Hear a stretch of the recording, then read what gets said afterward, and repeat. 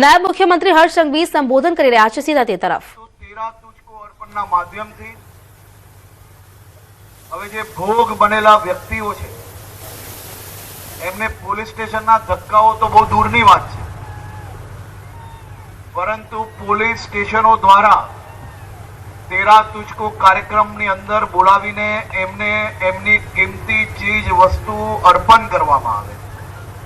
આખા દેશમાં કોઈ બી રાજ્યની અંદર આ પ્રકારની વ્યવસ્થા તમે નહીં જોઈ હશે। પોલીસ અને પ્રજા વચ્ચેનો વિશ્વાસ જે છે એ વધુ મજબૂત થાય તે માટે આ પ્રયાસ છેલ્લા 2 વર્ષથી મુખ્યમંત્રી શ્રી ભૂપેન્દ્રભાઈ પટેલના માર્ગદર્શનમાં ગુજરાત પોલીસ કરી રહી છે। આજે આપે જોયું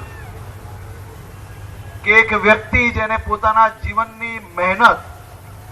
રાત દિવસ કાલી મજૂરી કરીને પોતાના પરિવારજનો માટે સોનું વસાવ્યું, સોનાનો દાગીનો નાનો મોટો વસાવ્યો,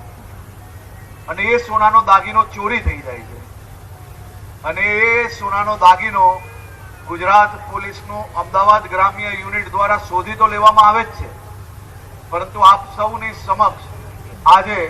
માનભેર એને પાછું આપવામાં આવ્યું। તેરા તુજકો અર્પણ એનો મતલબ એ છે કે જેનું જે હક છે એને જ મળવું જોઈએ, અને આવા ચોર સાતીરો એ ગમે ત્યાં લઈ જશે પણ ગુજરાત પોલીસ તો એને શોધી જ લે છે। પરંતુ ગુજરાત પોલીસનું ડોગ યુનિટ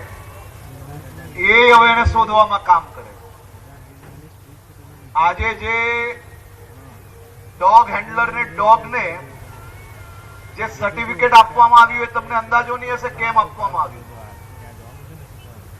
એક ગરીબ ખેડૂતે એની જગ્યા વેચીને જે રકમ આવી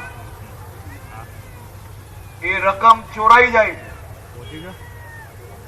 બસ્તીઓની વચ્ચે ઝૂંપડાઓની વચ્ચે જઈને એ શ્વાન દ્વારા આ ચોરને બી પકડ્યો અને ગરીબ ખેડૂતની જે બચતની રકમ હતી, જગ્યા વેચેલી અને એની જે રકમ હતી એને પાછી અપાવવા માટે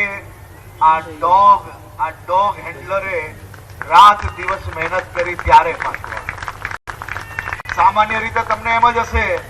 કે અરજી લખાઈ ગઈ, હવે કાલે કેમ નહીં પકડાઈ જતું,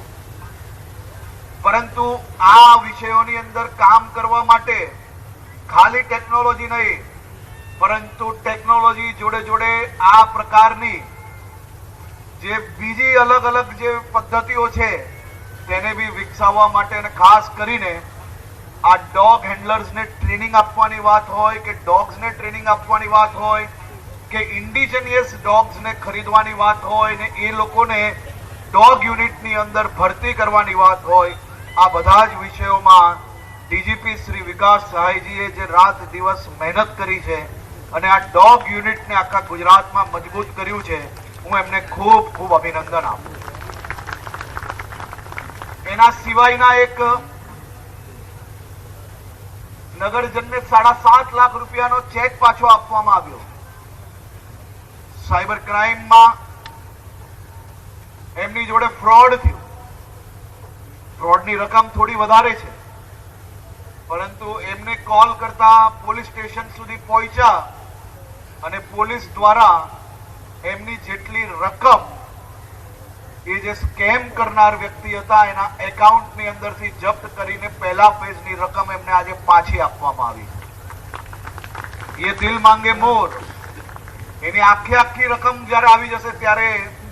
હું ફરીથી પોલીસને અભિનંદન આપીશ, પરંતુ આટલી રકમ પાછી અપાવવા બદલ બી આજે હું આપને અભિનંદન આપું।